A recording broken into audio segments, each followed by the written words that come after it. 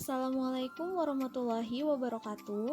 Perkenalkan, nama saya Sri Ekawati Agustiana dari Program Studi Elektronika Industri kelas EC5D. Pada kesempatan kali ini, saya akan menjelaskan materi pada ejaan bahasa Indonesia mengenai tanda petik dan petik tunggal.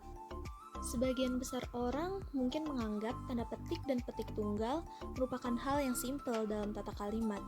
Akan tetapi, penggunaan tanda petik dan petik tunggal akan berkaitan dengan makna dari kalimat itu. Oleh karena itulah, pemahaman tentang penggunaan tanda petik dan petik tunggal sangat diperlukan. Jadi, mari kita bahas bersama apa itu tanda petik dan apa sajakah fungsi-fungsinya. Nah, biasanya tanda petik sering juga disebut sebagai tanda kutip. Tanda petik merupakan salah satu tanda baca yang digunakan secara berpasangan. Penggunaan tanda petik dan tanda petik tunggal yang benar ditentukan berdasarkan Peraturan Menteri Pendidikan Republik Indonesia Nomor 46 Tahun 2009. Peraturan Menteri ini membahas tentang pedoman umum ejaan bahasa Indonesia yang disempurnakan. Sekarang, mari kita cari tahu apa saja fungsi-fungsinya. Kita mulai dari tanda petik. Jenis tanda petik yang pertama adalah petik ganda, tetapi lebih familiar disebut sebagai tanda petik. Berdasarkan Pedoman Umum Ejaan Bahasa Indonesia, tanda petik memiliki 3 fungsi. Yang pertama adalah untuk mengapit petikan langsung yang berasal dari pembicaraan, naskah, atau bahan tertulis lain. Contohnya, merdeka atau mati, seru Bung Tomo dalam pidatonya. Tanda petik pada kalimat tersebut mengartikan bahwa merdeka atau mati adalah kalimat yang diucapkan langsung oleh Bung Tomo pada saat itu. Begitu juga dengan contoh yang kedua. Kalimat yang diapit oleh tanda petik di situ merupakan kalimat yang diucapkan langsung oleh atasannya. Dan contoh yang ketiga adalah contoh petikan langsung yang diambil dari naskah atau bahan tertulis lain. Dalam hal ini, contohnya penulisan isi pasal. Selanjutnya, fungsi tanda petik yang kedua adalah untuk mengapit judul sajak, lagu, film, sinetron, artikel, naskah, atau bab buku yang dipakai dalam kalimat. Contohnya, marilah kita menyanyikan lagu Maju Tak Gentar.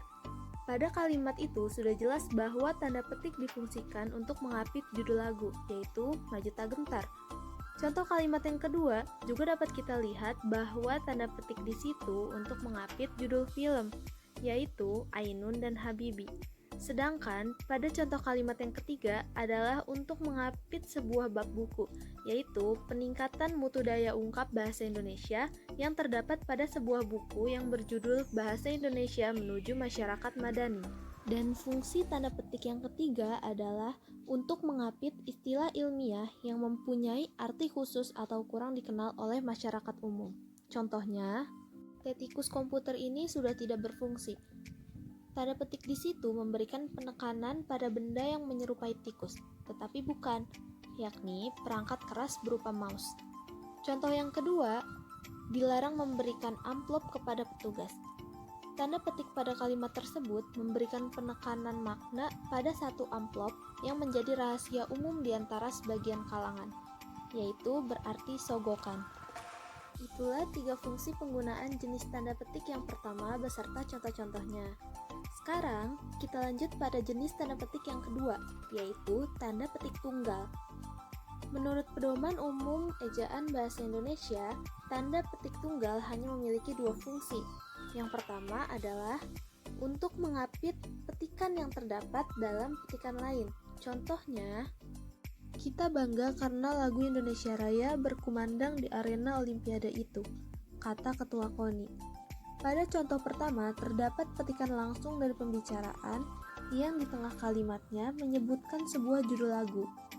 Karena posisinya yang berada dalam sebuah kalimat petikan langsung, sehingga dalam penulisannya, Indonesia Raya tidak lagi menggunakan tanda petik, melainkan menggunakan petik tunggal. Begitupun dengan contoh yang kedua. Tanya dia, kau dengar bunyi kering-kering tadi? Bunyi kering-kering yang seharusnya menggunakan tanda petik juga berubah menggunakan tanda petik tunggal, karena posisinya yang juga di dalam sebuah kalimat petikan langsung. Selanjutnya, fungsi penggunaan tanda petik tunggal yang kedua adalah untuk mengapit makna, terjemahan, atau penjelasan kata atau ungkapan. Contohnya, mata Ardinia mengalami kerusakan di bagian retina. Tanda petik tunggal yang digunakan pada kalimat itu untuk memberikan penjelasan dari kata retina yang berarti dinding mata sebelah dalam. Lalu contoh yang kedua, tanda petik tunggal dalam kalimat itu untuk mengapit terjemahan dari money politik yang berarti politik uang. Begitu juga dengan contoh yang ketiga. Tanda petik tunggal di situ digunakan untuk menjelaskan arti dari kata noken, yaitu tas khas Papua. Nah, selesai sudah pembahasan materi tentang tanda petik dan tanda petik tunggal. Terima kasih telah menyimak materi yang saya sampaikan. Bagaimana teman-teman? Mudah bukan? Semoga penjelasan dari saya bisa dipahami dengan baik. Kalau begitu, sekian dari saya. Sampai jumpa di video selanjutnya. Wassalamualaikum warahmatullahi wabarakatuh.